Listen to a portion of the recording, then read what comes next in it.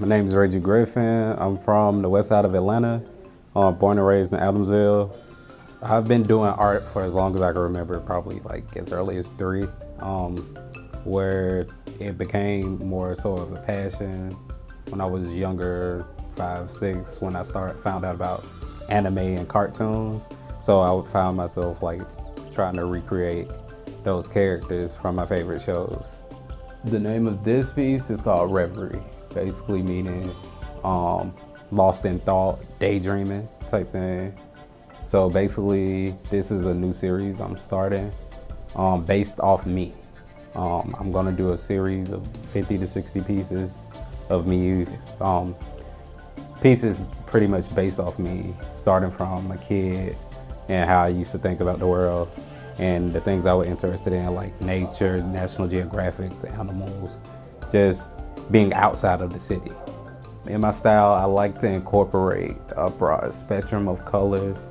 Basically, I feel like color is life. So all of the colors, every color that you see here, you can literally look out the window and see all those colors. So every color is in every aspect of life, just comes in different hues and shades. I painted it in my studio here. Actually finished it 2 days ago now.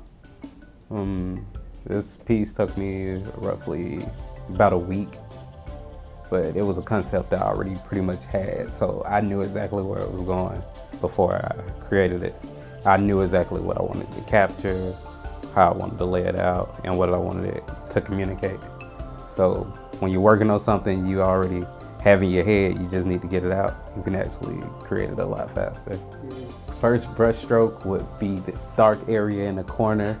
I always start from the dark, spacey aspects in my sky pictures. If I'm doing a dark sky, I'll start from there and blend the blues and the purples into it. So trying to create that atmosphere and slowly blending it out and bringing it into daylight. But it's a trick to it because you can easily make a sky look muddy by mixing too many colors. So it's about applying the right color at the right time to where it looks like it occurred naturally. Like in the sky as we see it, like we can see the sunset and we'll see 5 or 6 different colors ranging from blue to reds, pinks, and oranges. And I basically just studied that and looked at the transitions in the sky and took that aspect and even created like my own creative aspects of adding green. I never really saw green pop up in this way, but I was like, I'm gonna make it work. If I have a clean palette about 2 feet long, 13 inches wide, it's full of a mixture of all the primary colors and any color in between that would fit and blend to the next color smoothly. So roughly in this piece, I probably made 40 different colors easily. Yeah, sometimes I might, if I run out of a color, I might actually remake the new color. If I can't get it close enough, I'll go over the old color with the new color that I made, but make sure I made enough just to keep it cohesive. Usually my mom, always, because she loves my art. Like the first person to ever buy all of my pieces was my mom. She has a print of almost every last one of my pieces, and she buys them. She doesn't want me to give them to her. She buys all of them, but that's just like her thing. Like even before I'm finished with a piece, I post my progress. So the first person to comment on all of my pieces, ooh, I can't wait to get that one, is my mom. So whether I want to or not, she's going to be the first person I share it with, because she literally stalks me on social media to see what I'm doing. But outside of her, first people that I let know are basically the people around me in the studio. I like to get opinions of other artists because that was an issue with me when I first started painting. I didn't have anyone around me to like critique me or point out certain things that I might have thought that I probably can improve there. I ran into a lot of, oh, that's cool. And it didn't go past that. So like now that I'm around a lot of creatives, I'll get their opinion on, boom, what do you think about this? I've actually taken even some ideas that might pop up in some of my pieces will come straight from another artist.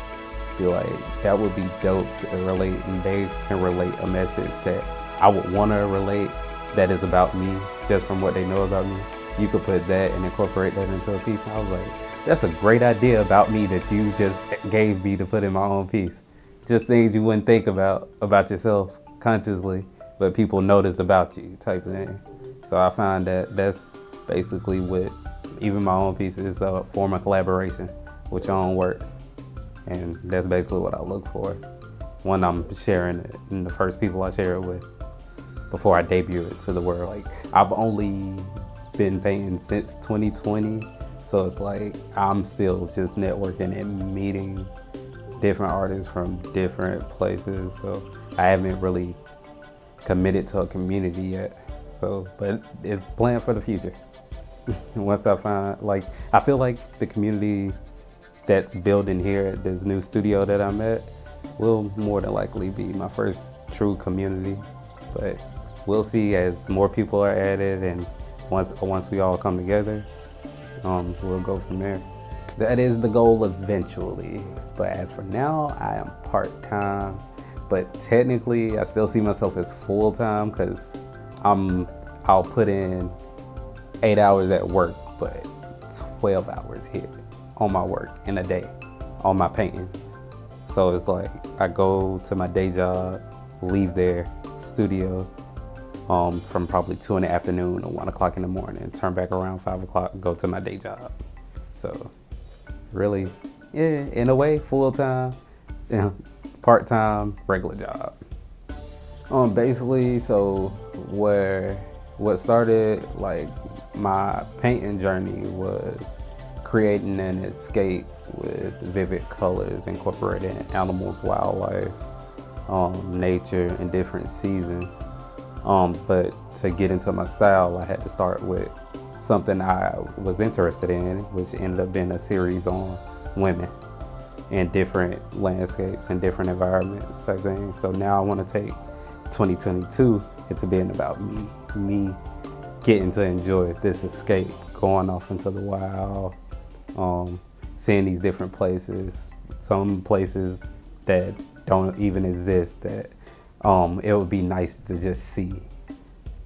So that is where this is leading, and the series is gonna start.